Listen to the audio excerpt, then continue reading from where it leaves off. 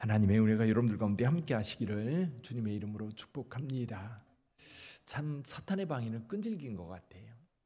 지금 느헤미야가 성벽을 건축할 때 외적들이 계속해서 소문내고 협박하고 그리고 나쁜 계략을 꾸미고 그렇게 끊임없이 도전하면서 이스라엘 백성들이 성벽을 건축하는 일에 낙심하게 만들고 그리고 두려워서 감히 그 일을 못하게 계속해서 협박하고 소문을 냅니다. 또 내부적으로도 사람들 간에 갈등이 만들어지면서 이 일을 하지 못할 상황까지 이르게 되지요. 그럼에도 불구하고 일은 점점 진행돼서 마침내 마무리될 단계에 이르렀습니다. 이제 성벽이 허물어진 곳이 다 메꾸어졌고 이제 성문만 달면 끝나는 거예요. 그래서 그 작업을 하고 있는데 여기 산발랏, 도비야, 아벨, 게셈 그리고 그 원수들이 모여서 계속해서 도전을 합니다. 여기 보면 네 가지 이 느헤미야에게 끊임없이 도전하는 것을 보게 됩니다. 하나는 사람을 보내 가지고 오노평지에서 만나자는 거예요. 오노평지 한 촌락에서. 근데 이 산발랏이나 도비아나 이런 사람들이 그 지역의 총독이고 그 지역의 유지다 보니까 한 지역의 총독이어도 그들의 부름을 쉽게 거부할 수 있는 상황이 아닙니다.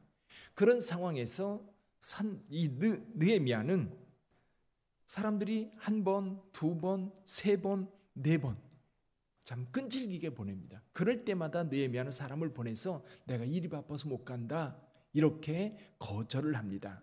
근데 생각해 보니까 그들이 왜 오노평지에서 만나자고 그랬을까? 자기를 살해하려고 해하려고 이런 계략을 꾸몄다는 것을 나중에 깨닫게 되지요. 또 한 가지는 뭐냐면 다섯 번째는 봉하지 않은 편지를 보낸 거예요. 봉하지 않았다는 얘기는 뭐냐면 이거 들고 가는 사람에게 보라는 얘기예요. 봐서 그 소문을 내라는 얘기예요. 그렇죠? 편지는 내가 편지를 보내면 그걸 봉해서 다른 사람 보지 못하게 하고 그 받는 사람만 열어서 볼 수 있도록 봉인을 해서 보내는 것이 일반적입니다. 근데 이 사람들은 나쁜 사람들이기 때문에 그런 소문이 나도록. 근데 그 내용이 어떤 내용이에요? 여기 6절, 7절에 보니까 이 느헤미야가 성벽을 건축하고 유대의 왕이 되려고 한다. 그런 소문이 있다는 거예요. 근데 그 소문이 본국 아닥사스다 왕에게도 들릴 수도 있다. 그들이 들을 수도 있다. 그렇게 소문을 낸 겁니다. 그렇게 글을 써서 보내는 거예요. 그럼 그 글을 읽는 사람들이 그냥 함구하고 있을까요? 아마 특별히 그 전하는 사람은 말 많은 사람, 아마 말 쉽게 하는 사람 골라서 보냈을 거예요. 그런 거에 혹시 많은 사람. 그럼 이 사람은 그걸 보고서 여기저기 소문을 낼 거라고.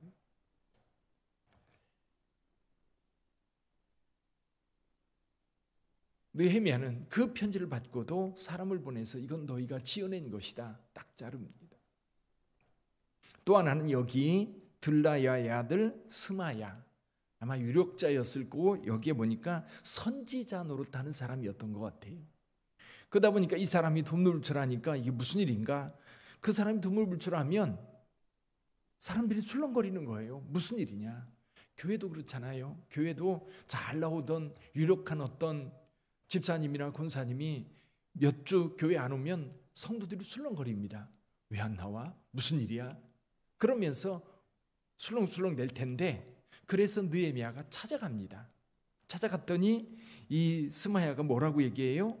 지금 그들이 밤에 와서 당신을 죽일 텐데 우리 가서 숨자. 어디 가서 숨어요? 성전 내실에 들어가서 숨자는 겁니다. 성전은 누구만 들어갈 수 있어요? 제사장만 들어갈 수 있는 곳이에요. 그 얘기는 뭐냐면 이 느헤미야가 두려워서 성전 안에 들어갔다는 얘기가 소문에 퍼지면 그는 거룩한 곳을 범한 자가 되는 거예요. 그럼 유대인들이 그를 비난할 것이고 비난할 뿐만 아니라 그는 거룩하지 못한 자여서 아마도 유대인들에게 신뢰를 상실하게 되고 그리고 이 일을 마무리하지 못하게 될 거라고 하는 거지요. 근데 나중에 알고 봤더니 뇌물 받고 그렇게 한 거예요. 뇌물을 받고. 또 한 가지는 여기 15절 이하에 보면 거기 대적들이 두려워하고 있는데 도비아라고 하는 사람이, 이 사람이 유대 귀족들하고 아주 끈끈하게 연결되어 있는 거예요. 이 사람이 끊임없이 느헤미야를 협박하고 공갈했던 겁니다. 자, 이런 여러 가지 도전들을 느헤미야가 어떻게 극복했을까요? 저는 이 내용을 이렇게 묵상하다 보니까 야, 이거 쉽지 않았겠다. 웬만한 심지가 없으면 흔들릴 수밖에 없고 두려울 수밖에 없고 넘어갈 수밖에 없는 거예요. 정말 사탄의 괴계는요, 정말 교묘합니다. 그래서 느헤미야가 이 모든 사탄의 괴계, 악한 자들, 원수들이 끊임없이 도전하고 있는 상황을 어떻게 극복했을까? 첫째는요, 하나님을 믿는 믿음 때문입니다. 하나님이 지켜주신다는 믿음, 하나님이 나와 함께 하신다고 하는 믿음, 이것이 느헤미야로 하여금 그들의 함정에 빠지지 않을 수 있었던 겁니다. 만약에 그들이 끊임없이 이렇게 도전을 하고 두려움을 주고 그리고 왕과의 관계를 이렇게 그 틈에 끼어들어서 불신을 만들어낸다면 아마 느헤미야도 왕에게만큼은 두려웠을 거예요. 왕의 신뢰를 얻었지만 만약에 불신을 받는다고 한다면 한순간에 죽는 것은 순식간이거든요. 왕에게 예를 들면 반역하려고 하는 조그만 기미, 소문 이런 얘기를 들었다 한다면 아마 느헤미야에게 굉장한 해가 가해질 거예요. 이런 두려움이 있었다면 느헤미야는 거기에 빠져들어갔을 거예요. 근데 느헤미야는 하나님을 믿는 믿음이 있었기 때문에 그 두려움에서 자유로울 수 있었던 거예요. 믿습니까? 우리도 마찬가지입니다. 하나님이 나를 지켜주신다, 하나님이 나와 함께 하신다고 하는 확신이 있으면 두려울 게 없는 거예요. 죽음도 또 다른 어떤 손해도 하나님이 나와 함께 한다면 그 어떤 것도 불안하거나 두려움 없이 담대해지는 거예요. 그 담대함이 저와 여러분들에게도 있기를 주님의 이름으로 축원합니다. 또 한 가지는요, 일에 집중하는 거예요. 일에 집중. 여기 지금 사람들을 계속 보내서 만나자고 할 때에 그들에게 대답하는 것이 뭐냐면 난 일이 중요하고 이 일을 맞춰야 되기 때문에 이 일에 집중해야 된다. 그러면서 계속 거절을 합니다. 3절에 보니까 내가 곧 그들에게 사자들을 보내어 이르기를 내가 이제 큰 역사를 하니 내려가지 못하겠노라. 어찌하여 역사를 중지하고 너희에게 내려가겠느냐. 중요한 일, 이 일에 집중하다 보면 다른 사탄이 이렇게 유혹할 때에 넘어가지 않아요. 하나님의 일에 집중하면 하나님이 지켜주시는 줄 믿습니다. 우리가 자꾸만 딴 데 신경 쓰면 이 사탄은요, 그거를 빌미로 해서 우리로 하여금 빠지게 만들어요. 그래서 저와 여러분들이 기도에 집중하고 주님의 몸된 교회에 집중하고 또 교회 건축에 집중하다 보면 하나님께서 마침내 이루십니다. 여러분의 삶도 마찬가지예요. 여러분의 삶이 다른 거, 취미생활이라든지 아니면 다른 어떤 것에 이렇게 자꾸만 기웃거리다 보면 시험에 들게 되고 빠지게 되는 거예요. 성도는 오직 예수 그리스도에게 집중해야 되는 줄 믿습니다.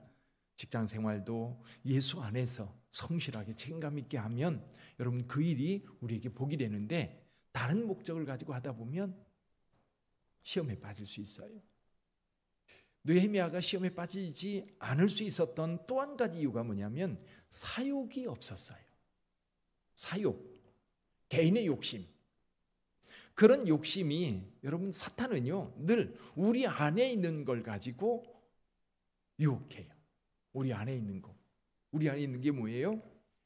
사람들에게는 다 약점이 있어요. 어떤 사람은 돈에 약하고 어떤 사람은 명예에 약하고 어떤 사람은 권력에 약하고 어떤 사람에게는 뭔가 좋은 물건에 약하고 어떤 사람은 다른 사람이 소문에 약하고 그래서 사람들이 수근거리는 거에 너무너무 싫으니까 아예 그런 일을 만들지 않으려고 하다 보면 오히려 주님의 일에 집중하지 못하고 그런 유혹에 빠져넘어가게 돼요.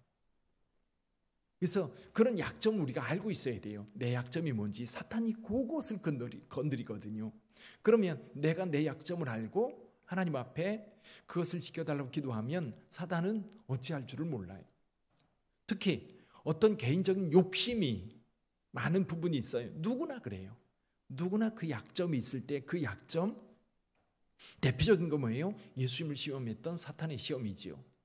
돌로 떡이 되게 하라, 하나님을 시험해라, 이 모든 것을 내게 줄 테니까 내게 절해라. 그런 것들이 사실은 우리를 향한 사탄의 시험이거든요.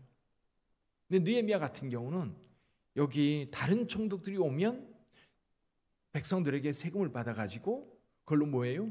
내 땅 사고 내 집 사고 그런 것에 집중했다고 한다면 느헤미야는 오직 성벽을 건축하는 일에 집중했고 그리고 자기 욕심을 위해서는 전혀 아무것도 행하지 않았던 거예요. 그러니까 안 넘어가는 거예요.